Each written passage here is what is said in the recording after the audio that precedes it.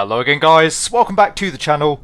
In today's video, one that I have to say I'm quite excited for, we're going to be taking an early access look at the Just Flight Hawk T1. This is a product that I've been looking forward to personally for quite some time now, so very happy to see that it's nearing release. And perhaps getting a little bit ahead of myself here, but I'm even happier to report that overall the product certainly doesn't disappoint. Anyway, Just Flight have been kind enough to give us early access to the Hawk so that we can take a look on the channel. As such, and as always, the disclaimers apply that the product is still pre-release. As such, things may change between the video and the product's final version. In that vein, as the product is not yet finished, we're not going to look to do a full analysis of the aircraft. Instead, really the aim of the video is just to give you a bit of a feel for what the Just Flight Hawk is all about. So in today's video, we're going to take the Hawk on a bit of a flight. We'll carry out a full startup as usual, just to get a feel for the aircraft systems. The routing may be a somewhat predictable one to those who are familiar with the channel, but of course I couldn't think of anywhere better to test the Hawk than the Mach Loop. So we're currently on the ground at Aberporth Aerodrome, which is just out to the south of the Mach Loop. As I say, we'll carry out a full startup, get the aircraft up in the air, head out towards the Mach Loop. We'll discuss the aircraft as we go. We'll fly our lap around the Mach Loop and then we'll head home. If the opportunity arises en route, we'll throw in a few manoeuvres as well. We'll come back for a landing at Aberporth, we'll shut the aircraft down, and then I'll give you a very brief rundown on what I think of the product so far. Obviously the Mach Loop is not typical Red Arrows territory, but I chose the aircraft as obviously it's a very striking livery. It's the most shiny and the most red. Anyway guys, as always I do hope you enjoy the video. I think it should be a really good one today. If you do, please consider giving it a like and subscribing to the channel. If you have any comments or questions for me, you can leave those down in the comments section below. That's enough talking for now, let's go and get ourselves acquainted with the cockpit of the T1. So welcome to the cockpit of the Just Flight Hawk T1. As you can see, once again Just Flight have done an absolutely excellent job with the internals of the aircraft. The modelling and the texturing is very nice. You should get a very good opportunity to see that throughout the flight though, so we'll carry on. We've just got on board the aircraft. So far we've just carried out the initial checks, so the aircraft is set up in that regard. We're now on to the strapping in checks. So the rudder pedals are locked, battery switches can come on. Just cancel the warning. We're looking for a minimum battery voltage of 23, that's checked within limits. Battery 2 can come on. And again the voltage there within limits. So both batteries now on. External lights. The nav lights can come on. And just checking that the park brake is set. For the internal checks, we'll come down to the left console. The low pressure fuel cock can go on. Engine start switch is off. Fuel pump switch is on. Pitot heat switch is off. Tailplane standby trim, the cover is down. Ignition switch is set to normal. Throttle is full and free, and the HP fuel cock is off. Anti-skid switch is off. Standby UHF switch is set to main, and the brake gauges are checked. We do have pressure in the system. The left instrument panel, the undercarriage standby handle is in, same for the flap standby handle. Landing gear indicator we're showing down, 3 greens. Voltmeter is checked. Flap selector, we selected flaps up and we have flaps up indicated. UHF will set to main. And coming now to the centre and lower instrument panels, the directional gyro is set and no flags. Same for the turn and slip indicator. Accelerometer has been reset. Main attitude indicator, we do have a flag there, we're expecting to see that at the moment. And the same on the HSI. The AHRS unit can go to slave. And the RLS test marker light has been checked. UHF power switch is set to normal. Main altimeter, again we have a flag that we're expecting to see at the moment. Standby attitude indicator is set, and the standby instruments are checked. Onto the right instrument panel, the oxygen quantity is checked. As you can see, we used a little bit there on the last flight, but more than enough for the flight today. And we do have oxygen flow. Fuel gauge is checked, we've got about 950 kilos on board, which again is more than enough for the flight today. Rotation and GTS indicators are out. We'll do a CWP test. Again, just cancelling the warning. And all of the remaining lights that we have there on the CWP we're expecting to see with the aircraft in its current state. Lighting switches are set as required. Dimmers, we'll just get a little bit of cockpit lighting going on here, it's slightly dim outside. On the right console, the CCS is set to normal. VHF will set to transmit. Cabin air conditioning is set to normal, and the cabin air temperature switch is set to auto. IFF not required for the flight today. Transponder will set to standby. ILS and TACAM will leave off, again not required for the flight. And we are now ready to close up. So we'll close the canopy. As you can hear, the sound's really excellent in the aircraft. You'll notice that throughout the flight. Anyway, the two red arrows are aligned. For the start itself, the start master can go on.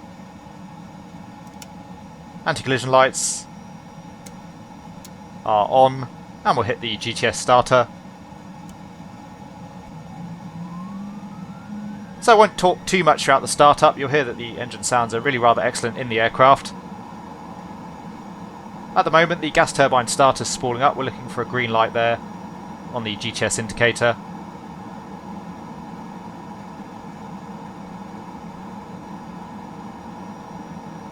And we now have GTS indication, so we can hit the start switch. And you can see we now have rotation on the engine. Waiting for between 15 and 20% before we introduce the fuel.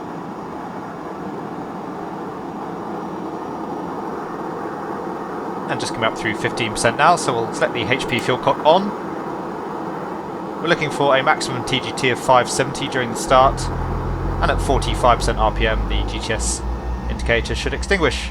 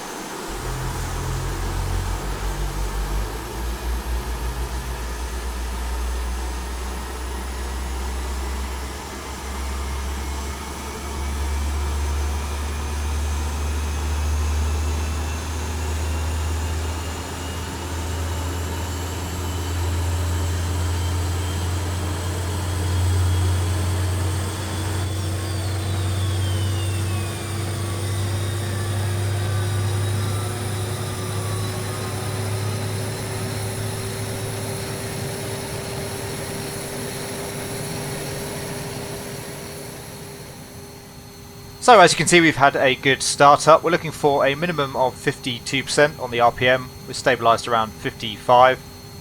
The oil, FPR and trans captions are out on the CWP. Hydraulics, as you can see at the moment, it's just the System 1 pressurised. We'll check for normal flight control operation on System 1. And we can now pressurise the System 2, so we'll hit the Hydraulic 2 reset. As you can see, the hydraulic pressure coming up there on System 2, and we should see the Hydraulic 2 light extinguish shortly on the CWP. So the light is out. CWP, we have all of the lights out now except for the anti-skid, which we're expecting. The after start checks, the trims are set to neutral. Air brake will test, so we'll turn the air brake test switch on. We'll extend the air brake. As you can see, we do have air brake extension, so we'll retract that once again, and the test switch can go off. Pitot heat can come on. Flaps will go to the mid position for the takeoff, and we have the flaps indicating in the mid position. Flight controls, we're just checking the flight controls are full and free, so we'll unlock the rudder pedals.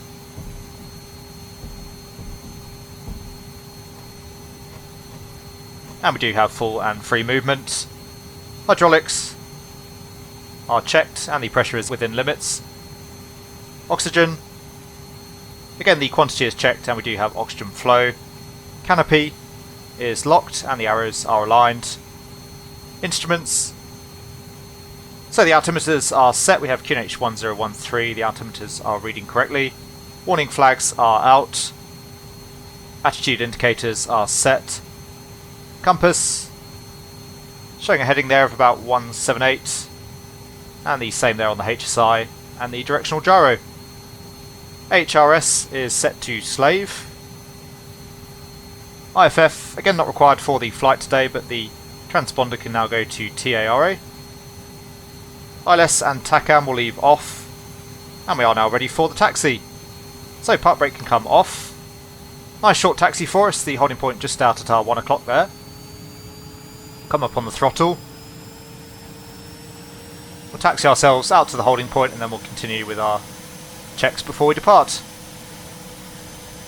So just checking the flight instruments in the turn. And we'll do a brake check.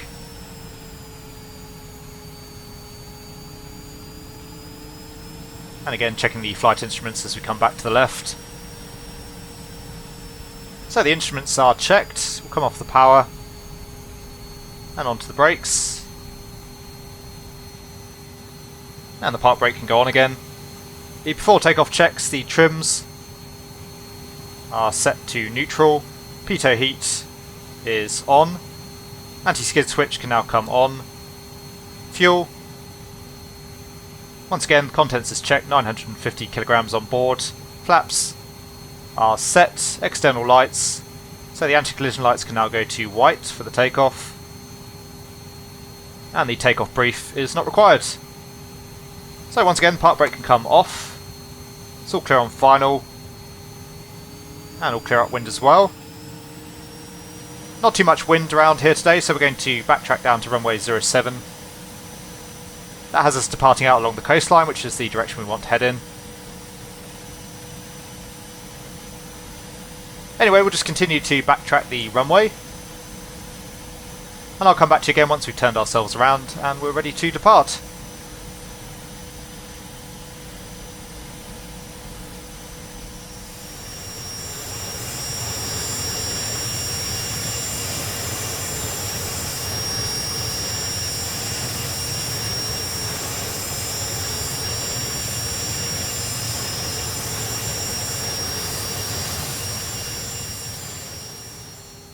Okay, so we've got ourselves lined up on runway 07. Just carry out the last of our checks. The IFF is off. Lights are set. Altimeters are checked. We'll hold the aircraft on the brakes and come up on the power. Looking for a maximum RPM of 104% and a max TGT of 665 degrees.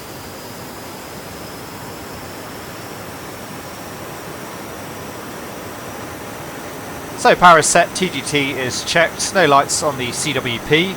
We'll come off the brakes. Just using the brakes initially to keep the aircraft straight on the runway centreline. Looking to come back on the stick at 90 knots just to get the nose wheel up initially. And looking to rotate around 120. So coming back on the stick.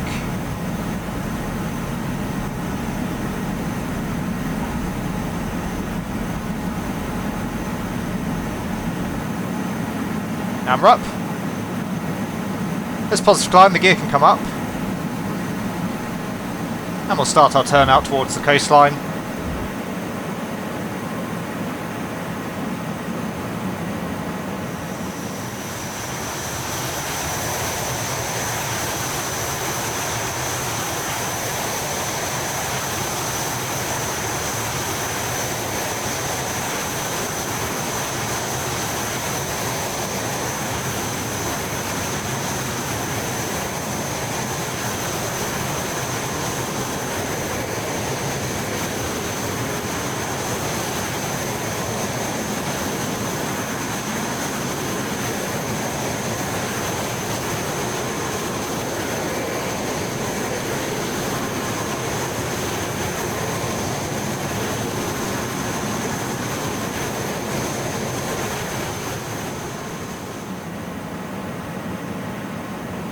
So we're up through 300 feet, approaching 200 knots, the flaps can come up.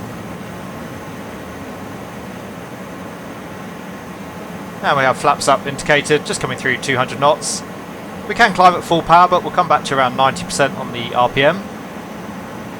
And we'll look to level off around 2,000 feet.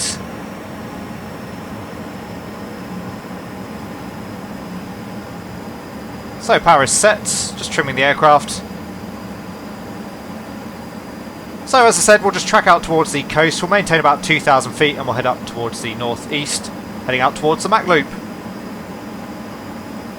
Overall, the Hawk actually felt pretty nice on the takeoff run, I've got to say. We needed a little bit of brake initially just to keep the aircraft straight on the runway centreline until we had some airflow going over the rudder. The rudder, really pleased to report, did not feel overly sensitive to me, which is really nice to see. Presumably Just Flight have found a bit of a workaround for that. That's really promising for the sim. Obviously quite a big issue with Microsoft Flight Simulator that most aircraft in the sim are overly sensitive when it comes to the rudder input. The only slight downside, the aircraft still definitely exhibited, I would say, a bit of an overreaction in terms of wing drop with any rudder input, so it still feels quite squirrely on the takeoff. You do tend to get a bit of an oscillation in bank if you put in any rudder input during the takeoff roll.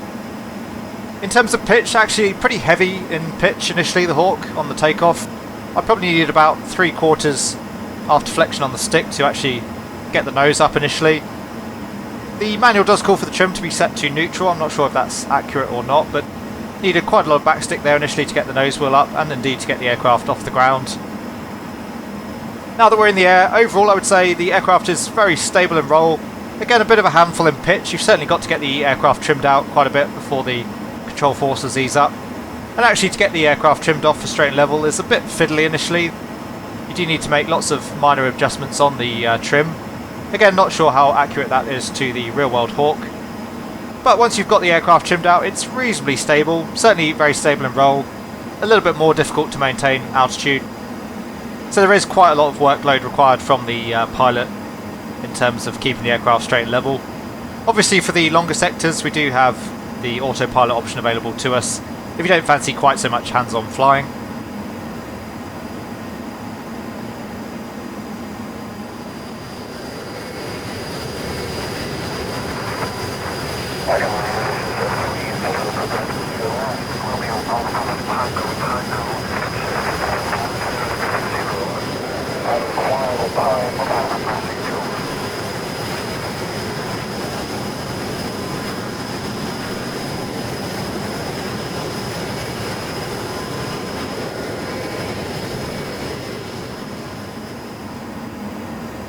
Anyway, despite the cloud layer, it's actually quite a clear day outside. You can already see the Abu River off the nose out towards the northeast.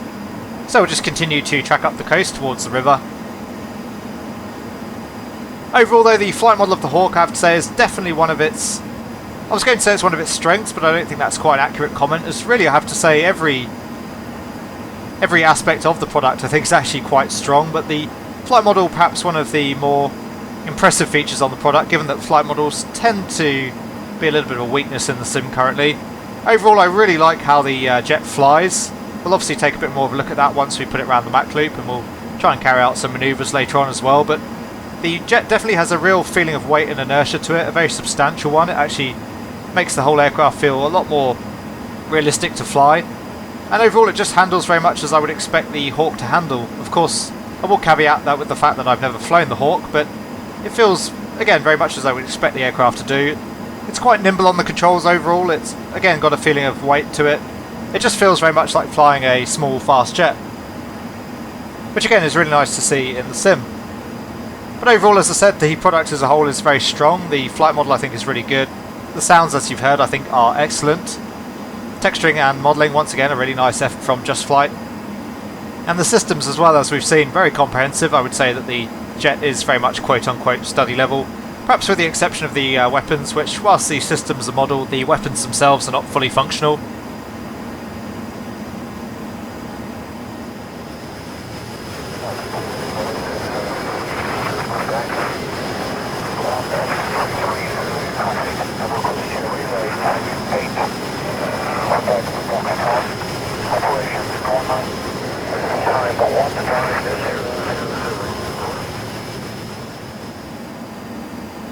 So as you can see, we're just approaching the Abu River. We've got the town of Abu just off at 10 o'clock. So we'll just track the river inbound in towards the town of Achentleth. In terms of our aircraft state, we've got about 850 kilograms of fuel on board, still no lights on the CWP. So the Hawk ready to go on our run of the Mach Loop.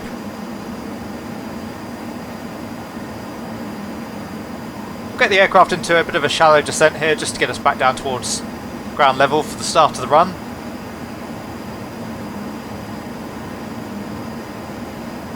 Overall, the Hawk, again, really pleasant to fly, very stable, very smooth on the controls. Now that we've got it trimmed out nicely. You can see the town of Mach Loop there just at our 1 o'clock. Once we beam that, that will be the start of the run. And interestingly, that's actually where the Mach Loop's name comes from. So just passing through 500 feet, coming up abeam the town, so starting the run, heading down the valley out towards the northeast initially.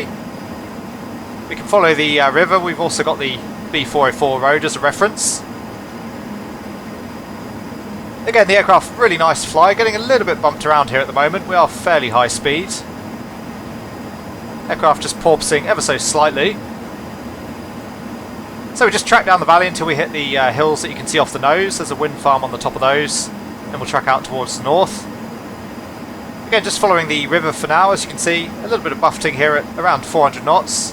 Got the B404 bridge passing just down below us on the left. Just passing abeam the town of Glantwymin at the moment. And you can see the wind farm there a little bit more clearly now up on the hills. So putting the aircraft into a bit of a left bank here, just following the contours of the valley. Again, the controls feeling really good. We should pick up the A470 momentarily. We're going to follow that for most of the run. And we've got the road coming up just down below us on the right. Overall, with small deflections, the aircraft, again, very stable. Overall, quite pleasant to fly. We'll try larger deflections later on. And it is very hard for me to articulate exactly how the aircraft feels to fly, but the best way I can put it is it simply does feel like flying a small little fast jet, very much in terms of the weight behind it. Anyway, just coming up over the hill, we'll make our turn through Dinas Malthui very shortly. You can see the town just down below us at our 11 o'clock. Up to around 2G there during the turn, and you can see the speed slowly bleeding back there as we pull some G. We're down to about 350 knots now. Just continuing to follow the A470, still down below us at the moment. So we'll come around to the left, going to have to pull a little bit more G here just to get around the turn, up to around 3 Gs. And reversing the turn now back round to the right to come through bullish exit. Again, up to around 3 Gs, bleeding off more speed here as we come up over the crest of the hill. Again, the aircraft just really pleasant to fly. Quite heavy again in pitch. We're using about half deflection back on the stick at the moment to come up the hill.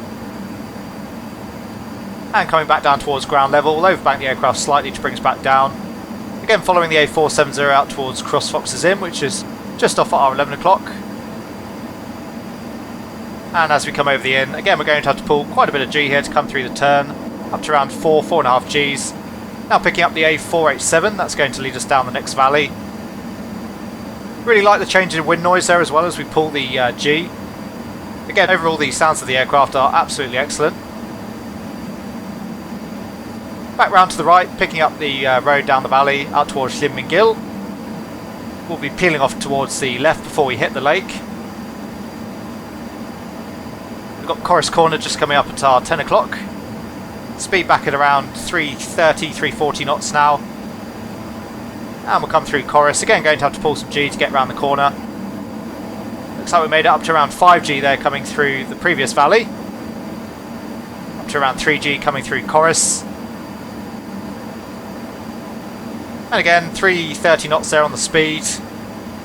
Aircraft still feeling good though, haven't had to trim it too much in pitch to account for the loss in speed. And again, the run just really good fun, the aircraft really nice to fly. By far and away the best fast jet experience that I've had in the sim to date. We've got the wind farm off there at our 11 o'clock. So now just loosely following the valley back out towards Mach Loop. So pitching the nose down, just building up a few knots again here in the descent. Almost through the run of the back loop now. Back over the hills. And coming back across the road to finish our run on the Mach Loop. Once again, really enjoyed that run. I think the Hawk is an absolutely excellent little aircraft. Again, a really nice flight model. Anyway, we'll head back towards home. We'll track back along the coastline. On the way home, we'll try and find a bit of a gap in the clouds. We'll get above the cloud tops here, and we'll try and carry out a few manoeuvres before we land back at Aberporth.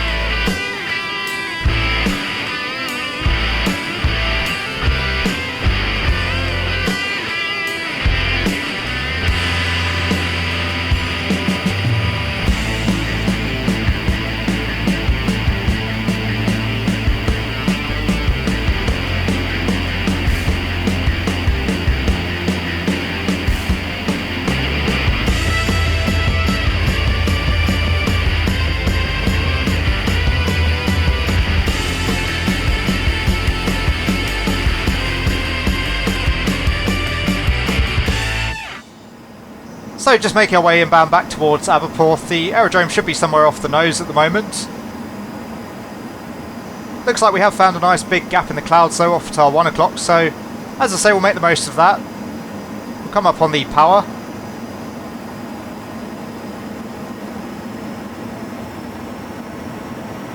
We'll climb above the clouds, carry out a few manoeuvres. Just keeping an eye on the TGT temperature there, again looking for a max of 665.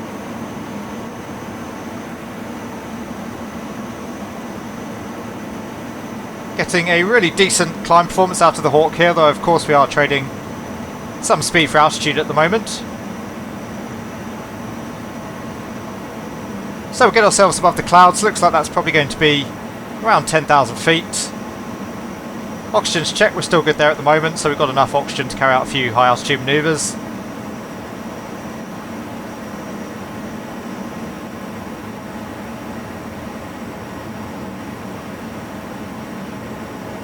And just coming up on 10,000. First thing we'll do is get the aircraft trimmed off for our current speed.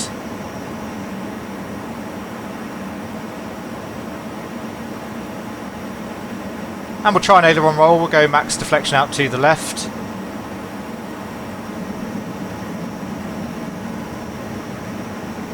Yeah, overall the aircraft feels really nice and roll at max deflection. I think that roll rate seems reasonable. Again, the aircraft is really enjoyable to fly. As I mentioned, at lower deflections it's actually quite stable in roll and very pleasant, but as you can see at higher deflections, quite sprightly in terms of its performance. Just keep an eye on our gap in the clouds here so that we don't get stuck on top. So next thing we'll try is a stall. We'll leave the power on for the stall. Just pitch the nose up. Come up to around 45 degrees. So speed coming back through 200 knots. 150. Obviously having to increase the back pressure on the stick as the speed falls off. There's 100 knots now, so pretty slow. You can hear a little bit of buffeting. And the nose just starting to drop. Down at about 70 knots though, so again pretty slow. Left wing dropping ever so slightly there. Still got full back pressure on the controls at the moment. Once again, I do like those sound effects, but aircraft behaviour perhaps a bit more sedate than I was expecting. A little bit of buffeting there. Overall, it's feeling like it wants to drop a wing, but not putting in any aileron input. We're not quite dropping a wing there, and we can get back to pretty low speed, and as you can see, the still pretty sedate in the Hawk. So we'll just recover from the stall, ease off the controls. We'll pitch the nose down, we'll build up some speed, and we'll go straight into a loop from the stall recovery. Yeah, the stall behaviour quite a bit more sedate than I was expecting. Obviously the Hawk is a training aircraft, so it's possible that in actuality it does have quite sedate stalling characteristics, although most swept wing aircraft don't tend to do so. We'll just wait until we're up to 400 knots and we'll come back on the stick. Pull about 4G through the loop.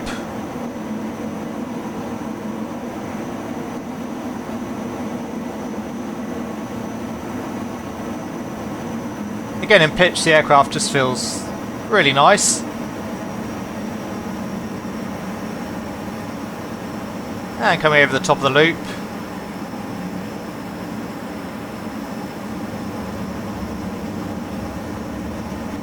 Really liking the sounds, I can't really compliment those enough.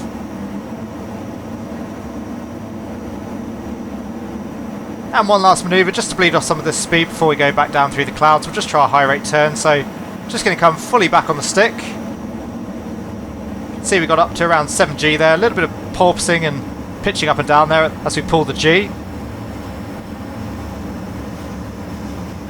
Speed slowly bleeding off again, we're coming back through 170 knots. Really expecting here that we're going to stall and drop the wing, but we'll see how we go. 140 knots now.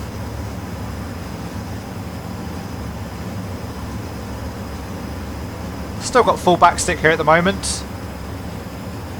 Aileron authority is pretty limited, but we do have some. Overall, really, here at about 120 knots, it feels like I could more or less do this all day, so I don't think we're going to get the aircraft to stall or spin. So again, we'll just recover, come back on the thrust. We'll head back down through our gap in the clouds, we'll get our bearings, and we'll head back towards Aberporth.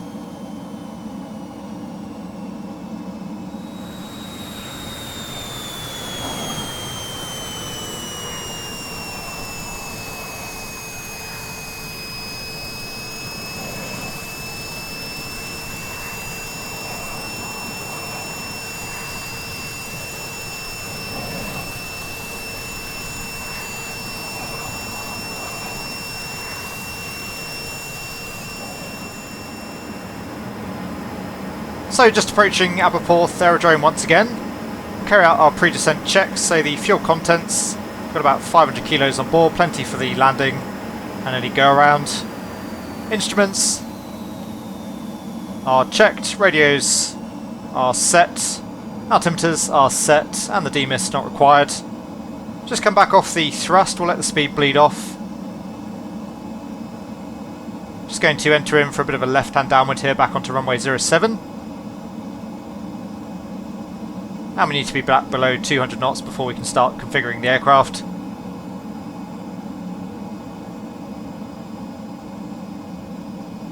As you can see, the speed is slowly bleeding off. And we'll give ourselves a nice long final here, just to give ourselves plenty of time to get the aircraft configured.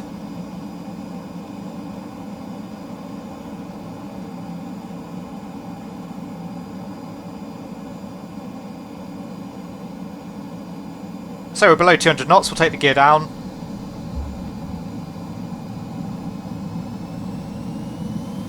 We'll aim for about 150 knots as we turn around onto final. Flaps can go to the mid position.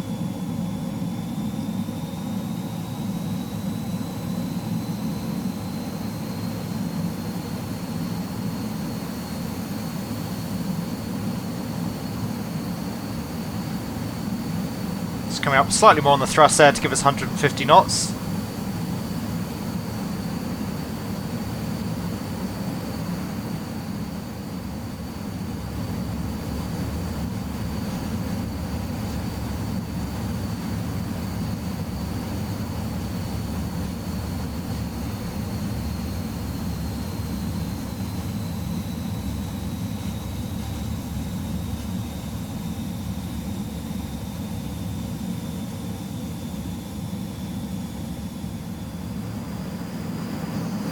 So for the landing checks, the air brake is retracted, the gear is down 3 greens, flaps are set and the brake pressure checked. Overall the Hawk flies quite nicely in the approach configuration, although once again needing a lot of trim just to null out those control forces and give us some decent authority and pitch. Finding myself almost having to constantly trim as we come down the approach. Now I'm chop the power, holding the aircraft off. There's touchdown. And just lowering the nose onto the runway. And onto the brakes, and we'll get the aircraft slowed down.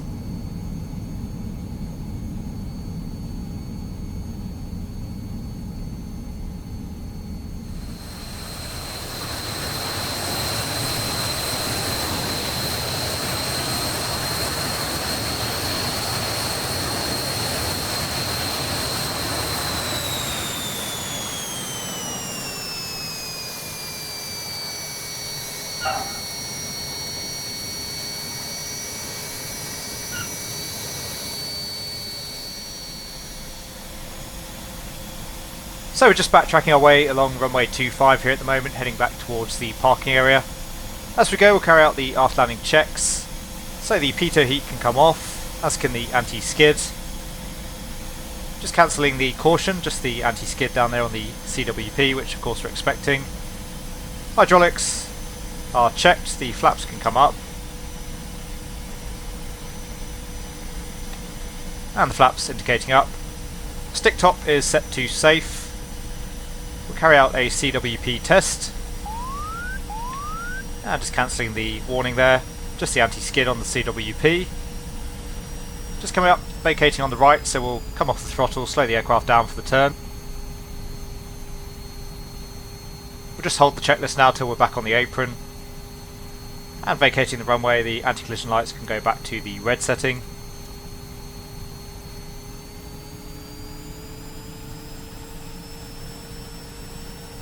So we'll just taxi straight ahead, park ourselves up next to the hangar building, finish off our aft landing checks, and then we'll get the aircraft shut down.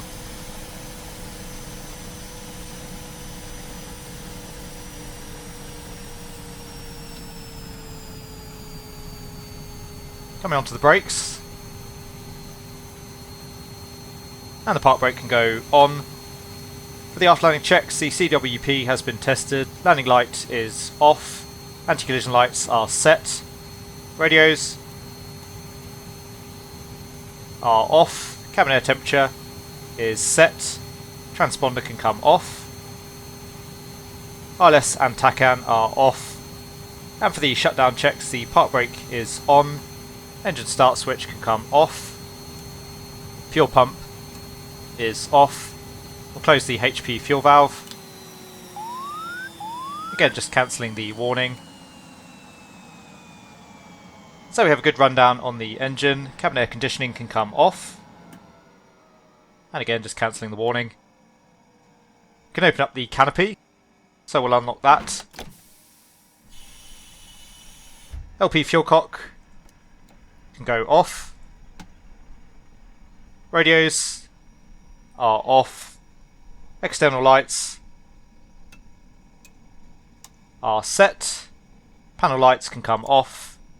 Parking brake will leave on. The battery switches can come off. And lastly, just the oxygen selector. And that's the shutdown checklist complete. So there you go, guys. I hope you enjoyed our blast around the Mach Loop as much as I did in the Just Flight Hawk T1. Hopefully the video has given you some idea as to what the product has to offer. Again, overall I think it's a really strong offering from Just Flight, a really enjoyable product. As we saw during the flight, there are still some areas of the aircraft that could be improved, but overall it's more than made up for by the product's many strengths. As I mentioned earlier, the Hawk is without doubt the best fast jet that I've flown in the sim to date, and overall one of the best products yet to come into the sim. Really, almost every aspect of the aircraft is quite exemplary. The modelling and texturing, as we saw, really nice. Particularly the external model, I think. There were numerous times throughout the recording process where I really could have quite easily been looking at a real-world image. The sounds, I'll leave you to judge for yourselves, but I think it's one of the nicest sound packs that I've heard in the sim to date. The jet could perhaps just use a little bit more raw, but overall it is one of the few aircraft in the sim that actually sounds like it's fitted with a jet, and the internal cockpit sounds really top-notch. Systems-wise, as we saw throughout the flight, very comprehensive there. I would say that the aircraft is study level. Worth noting as well that the package does come with multiple variants of the Hawk. We get the T1, the T1A and the Red Arrows variant. The differences between the variants are not just cosmetic, the systems are actually modelled differently in the cockpit as well. We also have the option to choose between a GPS or a gun sight fitted to the aircraft. You can also fully operate the aircraft from the rear seat. Lastly, and perhaps to its credit more than any of its other strengths, the little Hawk has a really solid flight model. It does have its issues, and I think we've seen some of those throughout the flight. Indeed, there are still areas that could be improved. But overall, once again, the jet is really good fun to fly. It feels pretty convincing, at least from what I would expect of the Hawk. Again, it really has a nice feeling of weight and inertia to the aircraft. At any rate, it's certainly one of the best flight models that I've come across in Microsoft Flight Simulator to date, and as I said, without a doubt, the best fast jet flight model that I've come across so far. As I mentioned earlier, the Hawk is a product that I've been very much looking forward to personally, so I'm really happy to see that it looks like it's going to be an absolute winner.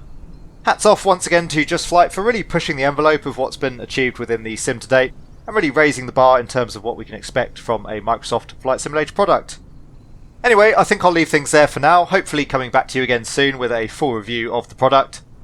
The Just Flight Hawk is scheduled for release within the next couple of weeks, and it will be retailing at £32.99. For those of you who purchased the FSX or P3D version of the aircraft through Just Flight, if you purchase the Microsoft Flight Simulator version through them as well, you'll also be entitled to a 25% discount. Once again guys, I do hope you enjoyed the video and found it to be of use. If you did, then please consider giving the video a like.